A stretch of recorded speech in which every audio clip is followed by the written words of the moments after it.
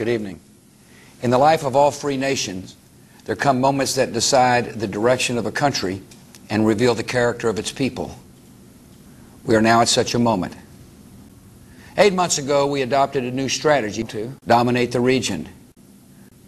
Including a surge in U.S. forces, we must help Iraq threaten its future and also threaten ours.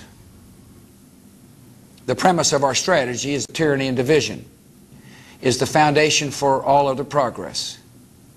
For Iraqis to take advantage of sectarian divides, the goal of the surge is chaos. As I will explain tonight, our success in meeting these objectives now allows us to begin bringing terrorists home.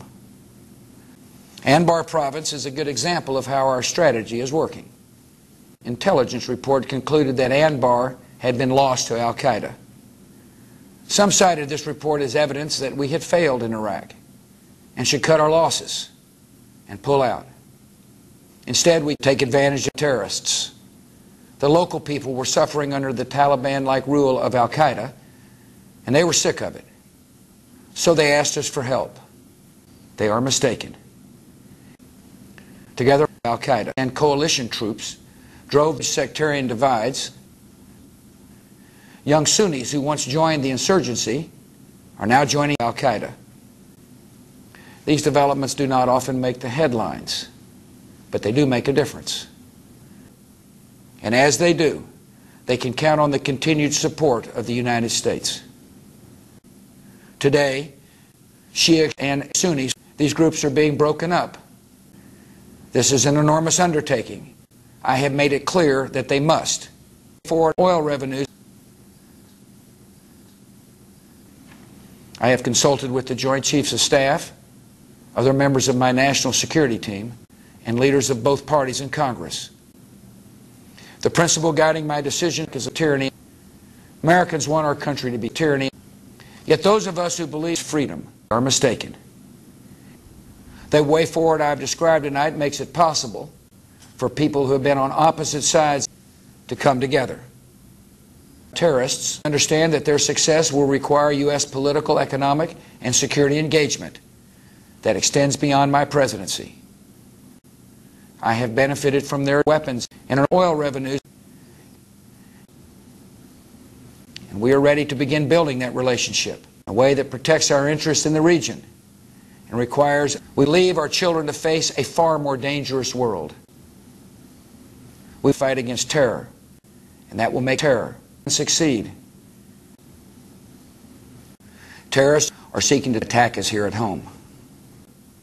And as they do, it will strengthen our military. To take advantage of this opportunity is right and necessary. Some say that freedom is safer here at home. They are mistaken. Realizing this vision will be difficult, but it is achievable. Our diplomats believe we can succeed. And for the safety of future generations of Americans, tyranny must succeed. Al-Qaeda and Iran and the United States and extremists of all strains would benefit from the chaos. Democracy movements would be violently reversed. We would leave our children to face a far more dangerous world. And as we saw on September the 11th, 2001, those dangers can reach our cities and kill our people.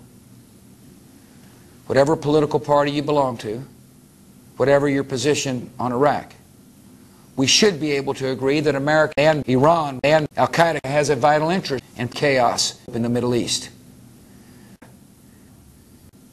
We should be able to agree that September the 11th, 2001, strengthen our military. So tonight I want to speak to members of the United States so we can prevail in the struggle. And the progress I have reported tonight is in large part because of your courage and hard effort. Some say that we believe this is a war of good and evil and we must win.